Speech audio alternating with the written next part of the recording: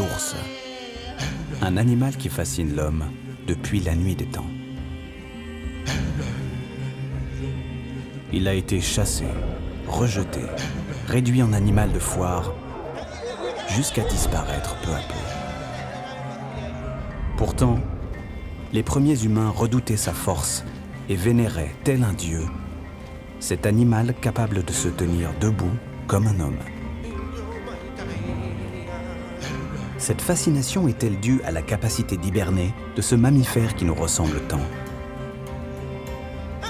L'ours en été se comporte comme tous les autres mammifères actifs, mais en hiver, il se met à fonctionner sur le mode de l'hibernation et il adopte un nouveau mode de fonctionnement biologique qui lui permet de se mettre dans une situation de protection.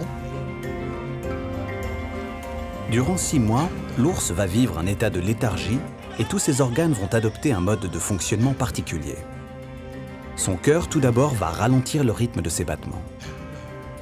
Ses reins vont cesser d'évacuer les déchets. Il va mettre en veille ses muscles et son squelette. Tout ceci lui permet de préserver l'ensemble de son organisme jusqu'au printemps, où il ressortira de sa tanière en parfaite santé. Il est là, au niveau de la coupe de bois. Sur le terrain, une équipe internationale veut percer les secrets de cette incroyable résistance et comprendre ce qui se passe dans le corps de l'ours lors de l'hibernation.